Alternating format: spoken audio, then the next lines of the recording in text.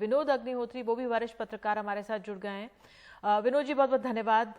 क्या उम्मीद कर सकते हैं? आपने तो एक लंबा दौर देखा है जब हम इस मुश्किल घड़ी से कभी निकलते हैं, जब हमारी सीमाओं में, सरहद में इस तरह से स्थितियां बनती हैं, अतिक्रमण की स्थिति आती है, और हमारे इस बार जो हमारे सैनिकों ने जान अपनी गंवाई है, 20 ने वीर गति प्राप्त की है। अब जाकर प्रधानमंत्री विपक्षी दलों से बातचीत कर रहे हैं। इससे क्या निकल कर आ सकता है? क्या भरोसा बनेगा इन विपक्ष का प्रधानमंत्री की इस बातचीत से? देखिए, चूंकि चीन को लेकर के लगातार विपक्ष सवाल पूछता रहा है प्रधानमंत्री से और सरकार से। आप याद कीजिए, राहुल गांधी लगातार ट्वीट करते रहे और पूछते रहे कि भाई चीन की सेनाएं भारत की सीमा में घुसी हैं कि नहीं घुसी हैं, ये सरकार बताए। बार बार ये सवाल पूछा जाता रहा, लेकिन उस पर सरकार की तरफ से कोई प्रतिक्रिया नहीं आई, कोई जानकारी विपक्ष को या जनता को दी नहीं गई कि क्या स्थिति है, वस्तु स्थिति क्या है। मीडिया ने जरूर अपने तरीके से जो है जब बताना शुरू किया अपने सूत्रों के हवाले से कि वाकई लद्दाख के आसपास भारतीय सेना और चीनी सेना के बीच में विवाद की स्थिति उत्पन्न हो गई है, तो भी सरकार ने बहुत स्पष्ट नहीं कहा। हाँ, कुछ रक्षा विशेषज्ञों ने जरूर इस बात को स्पष्ट किया, जैसे लेफ्टिनेंट जनरल एस पनाग ने लिखा, मेजर अजय शुक्ला ने लिखा, और भी कुछ लोगों ने लिखा कि वहां स्थिति काफी विकट है। ये सारी चीजें सामने तब आई जब ये घटना हुई 15-16 जून की रात की, कि जिसमें हमारे 20 सैनिक मारे गए और कई घायल हो गए। तो अब विपक्ष जो है, आज की बैठक में ये बहुत अच्छा कदम सरकार ने उठाया है कि सभी मुख्य विपक्षी दलों को बुलाया है। तो कम से कम विपक्ष सारी वस्तु स्थिति सरकार से समझेगा कि वाकई सीमा पर स्थिति है क्या, और चीन से हम किस हद तक जो है टकराव की स्थिति में है, और क्या वाकई चीन ने हमारी जमीन पर कहीं कुछ कब्जा किया है या नहीं किया है। सरकार को स्पष्ट करना पड़ेगा। जो ये चीन में हमारी सरहद पर हुआ, इसके दो पहलू होते हैं। सरकार एक तरफ से कह सकती है कि कई चीजें कॉन्फिडेंशियल उसको रखनी पड़ती हैं, पूरा देश से जुड़ा होता है, ये सिर्फ एक पार्टी पे दूसरी पार्टी पर आरोप प्रत्यारोप नहीं आप लगा सकते। लेकिन दूसरी तरफ जब बीजेपी केंद्र में विपक्ष में थी, जब ये कांग्रेस सत्ता में थी और चुमार घाटी का हुआ या तमाम जो और हुए, तब बीजेपी ने बड़े मजबूती से पुरजोर तरीके से सवाल उठाए थे और सरकार पर आरोप भी लगाए थे कि आपने शेयर नहीं किया। तो उस लिहाज से स्थिति कैसे आंकते हैं आप? नहीं, देखिए, कभी भी संकट के काल में सरकार से सवाल पूछना कोई गलत नहीं है, और ये विपक्ष का धर्म है। बीजेपी जब विपक्ष में थी और जब सरकार से सवाल पूछ रही थी, तो वो अपना विपक्ष का धर्म निभा रही थी और सही कर रही थी। और आज भी जो विपक्ष का सवाल पूछ रहा है तो गलत नहीं कर रहा है। लोकतंत्र में विपक्ष को सवाल पूछना चाहिए, क्योंकि सरकार से सवाल अगर नहीं पूछा जाएगा तो जानकारी सामने कैसे आएगी। और आप याद कीजिए, 1971 में भी जब विपक्ष था, उस वक्त भी सवाल पूछे गए थे इंदिरा गांधी से। हाँ, ये जरूर है, विपक्ष ने तब भी साथ दिया था, और आज भी विपक्ष जो है, देखिएगा इस ऑल पार्टी मीटिंग से जो सामूहिक ध्वनि निकलेगी, वो स्वर ये निकलेगा कि सरकार के साथ पूरा देश है, पूरा विपक्ष है, और सरकार देश हित में कोई भी फैसला ले सकती है। तो ये तो पहले ही है विनोद जी, ये तो पहले ही है। तमाम विपक्षी पार्टियां कह रही हैं कि भाई हम तो सरकार के साथ हैं क्योंकि देश की बात है। लेकिन विपक्ष की तरफ से जब सुबह हम देख रहे थे, कुछ नेताओं के बयान आ रहे थे, वो सवाल ये उठा रहे थे कि क्या जो हमने अपने 20 हमारे जाबाज गए, क्या इनको बचाया जा सकता था, क्या इनकी शहादत को बचाया जा सकता था, वो उस तरह के सवाल उठा रहे। तो इस स्थिति में जब ये बैठक होगी, इसमें क्या प्रधानमंत्री सवालों के जवाब देंगे या प्रधानमंत्री बोलेंगे और विपक्ष के नेता सुनेंगे? किस तरह के आप सोच रहे हैं ये प्रेस कॉन्फ्रेंस होने वाली है?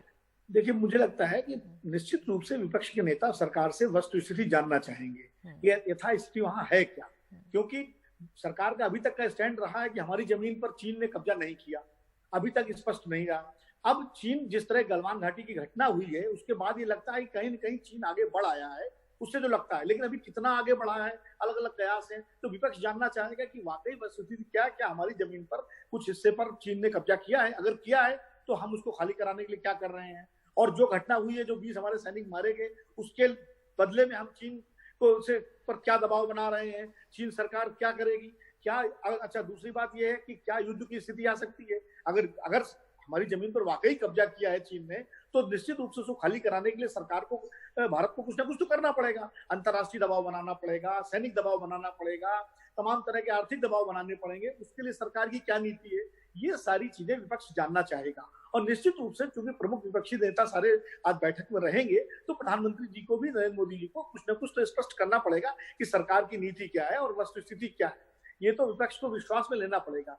बैठक इसीलिए बुलाई जाती है कि सरकार विपक्ष को जानकारी दे और विपक्ष का समर्थन ले। मुझे लगता है कि आज सरकार विपक्ष को जानकारी देगी और विपक्ष का समर्थन लेगी, ये स्थिति होगी, क्योंकि ये राष्ट्रीय संकट है। ये संकट कोई भारतीय जनता पार्टी या कांग्रेस का नहीं है, ये भारत का संकट है और भारत को एकजुट होकर के इस संकट का मुकाबला करना है। इसके लिए सरकार को भी विपक्ष से संवाद करना पड़ेगा और विपक्ष को भी एक जिम्मेदार विपक्ष का परिचय देते हुए सरकार से सवाल जरूर पूछने चाहिए, लेकिन साथ साथ सरकार की मुश्किलें बढ़ाने वाला का काम नहीं विपक्ष करना चाहिए। बिल्कुल, आप कह रहे हैं कि विपक्ष को भी जिम्मेदारी निभानी चाहिए, लेकिन सरकार को भी जिम्मेदारी निभानी चाहिए। एक आखिर में विनोद जी ये सवाल की जो कुछ छोटे राजनीतिक दल हैं, जैसे आम आदमी पार्टी है, उनकी तरफ से किसी नुमाइंदे को नहीं बुलाया गया, आरजेडी की तरफ से नहीं बुलाया गया, बीएसपी की तरफ से नहीं बुलाया गया, तो उनमें रोष जो सामने झलका, सुबह से हम सुन रहे थे नेताओं को, जाहिर है होना भी चाहिए, लेकिन क्या ऐसे में उनको बुलाना जरूरी था, बुलाया जा सकता था, या फिर इस इतने संवेदनशील मामले में कुछ ही दल अगर हैं उन्हीं से काम चलाया जाता? देखिए, अब ये सरकार का विशेषाधिकार है, वो एक क्राइटेरिया तय करती है कि किसको बुलाना है, किसको नहीं बुलाना है। अब इसमें जाहिर है जिन दलों को नहीं बुलाया गया उनकी अपनी आपत्ति अपनी जगह है, क्योंकि वो भी अपने क्षेत्र में प्रभावशाली दल हैं। अब आम आदमी पार्टी की दिल्ली में सरकार है, पंजाब में प्रमुख विपक्षी दल है, वो उनके 4 सांसद हैं, तो जाहिर है उनको लगता है कि उनको बुलाया जाना चाहिए।